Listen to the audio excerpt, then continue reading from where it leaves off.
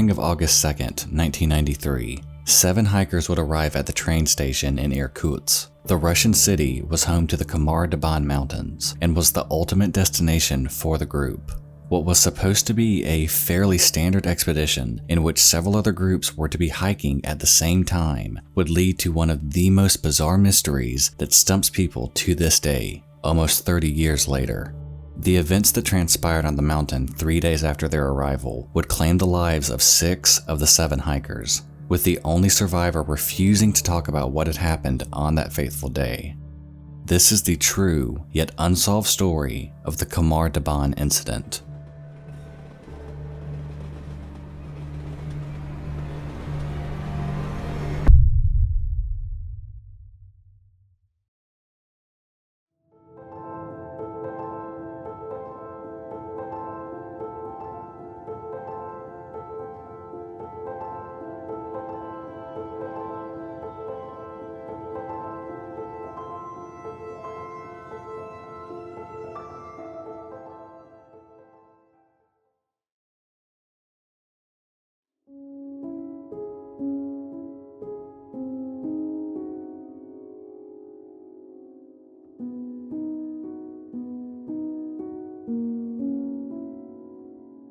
The group consisted of 7 hikers, led by Lyudmila Koronova, who was labeled as a master of sports walking by many of her peers.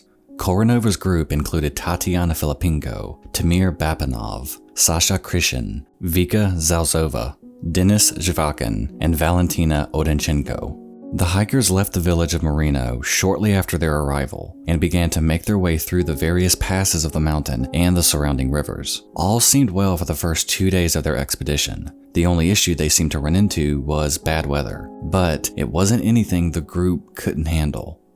Because even though most of the hikers were under the age of 21, they were already experienced enough to take on a Category 4 mountain. Lyudmila was rough on her students, but that tough love armed her students with both the skills and attitude to take on such a task at such a young age.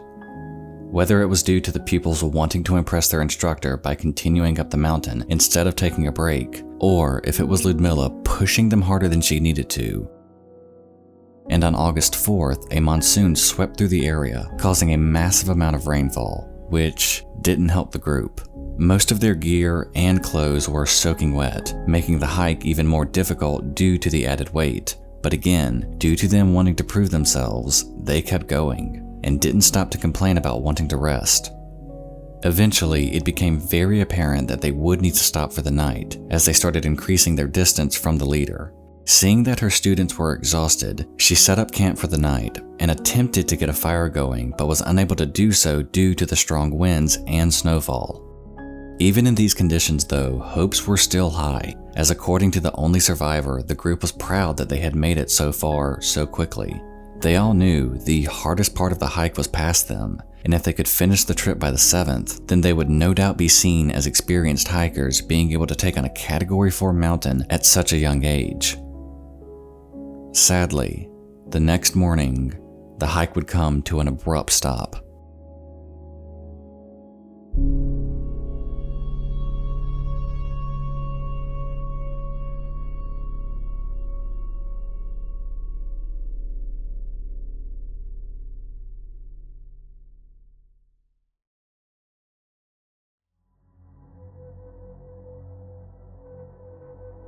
On the morning of August 5th, after a night of being pelted by snow and rain, the group packed up their gear and made their way to meet with another group that was doing a similar expedition. The group was actually led by Lyudmila's daughter, and the plan was to meet on the 5th as the journey was more than halfway complete by this point. As the hikers followed their instructor, one of the boys, Sasha, suddenly began screaming. The startled group looked back at him and to their horror saw that he had begun to foam from the mouth and blood was pouring from his eyes. Lyudmila cried out for Sasha and ran over to him as he fell to the ground. Blood was now coming out of his ears and he began to violently thrash around on the ground before suddenly, moments later, dying. In shock, Lyudmila began to shake Sasha to try to get him to wake up. She began to cry as the young man was actually extremely close to her, almost a mother and son type relationship. The others ran to her, and suddenly, Ludmilla began to scream out with blood now coming out of her mouth and eyes. She fell on top of Sasha and almost immediately stopped moving. Terrified at this point, the group had no idea what was happening. One of the boys, Dennis, ran and hid behind a nearby rock formation. Valentina watched, frozen in horror. Tatiana fell to her knees crying, and then she began to slam her face repeatedly on a rock, uncontrollably it seemed, getting more and more forceful with each thrust until she appeared to crack her skull open and stopped moving. Tamir attempted to run and only got a short distance away before he fell to the ground, convulsing and having blood pour out of his eyes and ears. Victoria also attempted to run, but started throwing up blood and suddenly dropped to the ground. All of this occurred within a matter of minutes, and after no more than 5 minutes of pure horror, Valentina and Dennis were the only ones who appeared to still be alive. They ran to each other and decided to get away because they had no idea what was causing these sudden horrific deaths of their friends and instructor. As the pair made their way away from the scene, heading towards the woods, Dennis suddenly fell to the ground. When Valentina ran to him, he was shaking uncontrollably, and blood was pouring from his ears and mouth. Valentina ran away in horror and made her way to the woods and didn't stop. In less than 10 minutes, some of her closest friends had died, and she was completely alone. Not knowing where she should go and terrified to go back to retrieve any kind of map or provision. She made her way deeper into the woods. As the bitter cold wind took control of the night, snow followed behind, and a barely supplied Valentina made camp and slept under a tree with barely any kind of shelter. The next day, knowing she needed supplies or she would certainly not make it another night, Valentina made her way back to where the group was. As she approached the scene, the amount of devastation and carnage was overwhelming, something that to this day Valentina refuses to talk about. She managed to find a map, some food, and a sleeping bag, and quickly made her way from the scene and continued her journey, not knowing where she was going and hoping to find somebody. For 3 entire days, the 17-year-old continued looking for any group or sign of life, yet all she appeared to see was more of the mountain that was now the graveyard of her friends. For most of her journey, Valentina stuck to walking down the Stensnaya River, camping out when it became too dark or when she became too tired. On the 4th day of her being alone, she finally found a small group of people rafting down the river. Crying and screaming for help, the emaciated, exhausted, and panicked Valentina ran into the icy cold water and into the arms of the strangers. Sobbing, she tried telling them what happened and where the bodies could be located. By that afternoon, the group and Valentina had made their way to a small village where they then contacted police to inform them of what had happened. Due to unknown reasons, a search party was not sent out until August 21st, nearly 2 weeks after the report was initially made. It wasn't until the 26th when a helicopter search party found the bodies. The scene that those in the search party saw was horrific and shocking. A report from one of the searchers described what he saw. The bodies were all swollen, their eye sockets completely eaten away. Almost all of the victims were dressed in thin tights, while 3 were barefoot. The leader was on top of Sasha. Now that the bodies had been found and Valentina saved, the biggest question on everyone's mind was, how did this happen?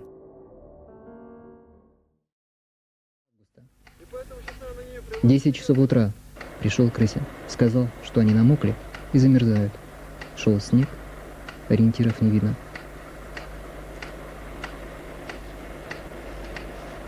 Собрали рюкзаки и стенкой стали спускаться вниз, в сторону долины Снежной.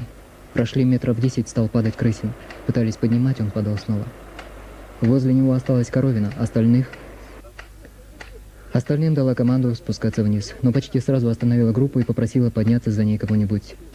Таня достала тент, и остальные накрылись им. Я поднялась к Коровиной, глаза у Саши были огромные, безразличный взгляд. Коровина нащупала пульс и сказала, что сердце не бьется. Попросила утащить Вику вниз. Я повернулась к той, она меня укусила. Я дотащила ее до остальных. Татьяна стала белой головой, биться головой о камни. Денис спрятался за камни и залез в спальник. Подползла Коровина, и та не дышала. Пыталась поднять Тимура. Когда убедилась, что никто не двигается, стала спускаться вниз до деревьев. Оделась и легла в спальник, укрылась тентом. Утром поднялась вверх, увидела Таню на камнях, Дениса, Тимура, Вику, выше Сашу и Коровину. Никто из них больше не воскликнул. Once the bodies had been recovered, autopsies were done on all of the hikers, and the cause of death for all of them, with the exception of Ludmilla, was ruled as hypothermia. Ludmilla's cause of death was ruled as a heart attack. Now I know what you're thinking. How could they possibly have reached that conclusion when they were pouring blood from their eyes, ears, and mouth? The last time I checked, this isn't exactly a side effect of hypothermia, nor a heart attack. And for all 6 of them to suffer from it within a span of minutes of each other doesn't really seem to add up. And to many, once this information came out, many were quick to think that something was being covered up. And not just for the very odd ruling of the cause of death, but other factors as well. Why did it take the search party almost 2 weeks to even begin their search? The only explanation they gave after all of this was due to unnamed reasons they were unable to begin the search until the 21st. On top of that, the entire scene just didn't make sense. How would 6 people all seemingly begin bleeding from the eyes, ears, and mouth within such a short amount of time? How did this chain reaction of death even occur? And why did nothing happen to Valentina? What made her so lucky to avoid such a grisly death? There were also those who, after reading even more on this case in the years that followed, wondered why Ludmilla didn't secure a more proper area for them to camp. On the night of the 4th, when the group was told to camp in an open area, where no natural shelter like trees or rock coverings were there to protect them and keep them dry, when there was a forest not even 10 minutes away, why did an experienced and clearly caring instructor like Ludmilla pick there as a spot for camp when she knew how dangerous it would be with them exposed to the elements like that? None of it seemed to make sense to anyone studying the case. And when those who thought to talk to Valentina to get some kind of answer, they were quickly met with silence because after this, she really fell off the radar. And I think it's obvious that she didn't want to be a part of the investigation. And in fact, that is the only part of this story that makes sense. I can only imagine the immense amount of both PTSD and survivor's guilt that she must have felt and is probably still feeling years later. That is the thing with this story. There are still so many unknown aspects to it. The question why is the most common word used, and that is both fascinating and frustrating. The theories for this story are, as most unsolved stories go, almost endless. From aliens, a serial killer in the area, Valentina herself, a toxic nerve agent in the area, Russian military killing them because the group saw something they shouldn't have, and so on. I could go into each theory and break them down, but honestly I don't feel any of these really stick. I can see where some play into it, yet they also have several things that can be argued against them to discredit that theory. For example, if it were aliens, it wasn't aliens. If it were a toxic nerve agent, while I can see that holding some water with the hikers all bleeding from the eyes, ears, and mouth, and with it all happening so quickly, why was it then that Valentina wasn't killed also? She even went back and nothing happened to her. How is it that nobody else in the surrounding area fell victim to it also? How could a nerve agent that powerful be that contained to one area? I have read theories that Ludmilla was an undercover agent for the military and was basically sent out there to test the nerve agent on the kids. And while that may sound horrible, you have to remember that we do live in a violent world. But what makes me discount that completely was her reaction to when Sasha died.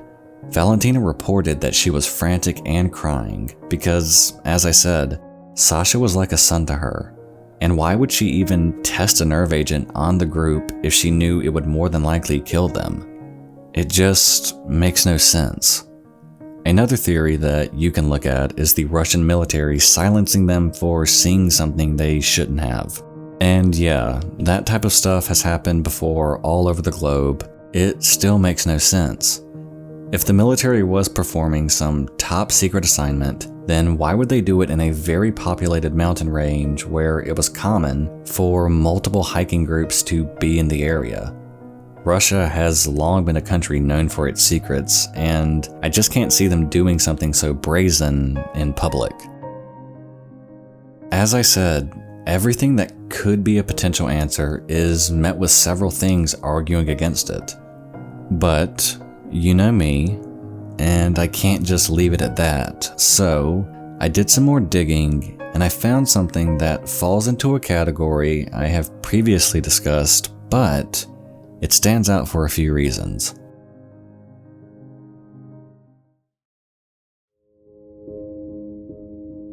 Novichok. Novichok is a nerve agent developed by the Soviet Union and Russia from the 1970s to the 1990s. It is still debated on if the agent is still in production, but I am not going to get into that. Why I am mentioning it is because since it is a nerve agent, it does have the ability to cause the body to bleed profusely from different places on the body, the eyes, nose, mouth, ears, and so on. But why this stood out to me was that the testing of this agent was in areas peppered around the Khamar Daban Mountains. Along with that, one of the side effects of contact with this agent is cardiac arrest, which is exactly what was labeled as Ludmila's cause of death. And another thing that stood out to me was that officially, the work on this nerve agent lasted from 1975 to 1993. The same year this incident took place. Now, is this in any way an answer? No, not at all. But I did find it interesting though that apparently this nerve agent was so dangerous that it was actually deemed as a weapon of mass destruction and banned from use in the 1990 Chemical Weapons Accord between the United States and the then Soviet Union. But again, this is just a theory. The things that can be explained are few. Earlier, when I said that the autopsy ruled 5 of the hikers had died from hypothermia, can actually hold weight, believe it or not. Sure, it may sound weird, but it could be that if these hikers were exposed to some kind of nerve agent, it may not have directly killed them. It may have rendered them unconscious, but when they were passed out and exposed to the elements, it was in fact the cold that killed them. Ludmila dying of a heart attack is weird, but the thing with heart attacks are that there are numerous causes for them, so sticking it on a nerve agent is honestly just a shot in the dark. Valentina's survival is the biggest mystery here. Because if it was a nerve agent, then again, why was she not affected when everyone else was? And with her not wanting to talk, and with seemingly obvious cover-ups of certain things, it seems that this story may forever be shrouded by a blanket of mystery.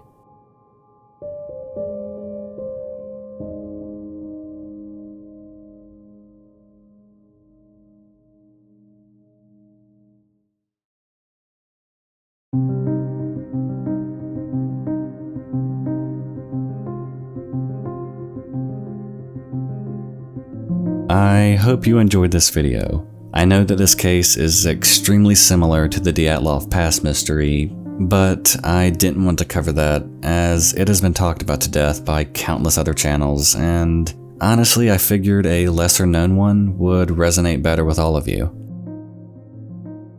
You all know the deal by now. Knuckle punch that subscribe button and elbow drop that like button, and I will see you all in the next video. Stay safe out there, friends. Good night.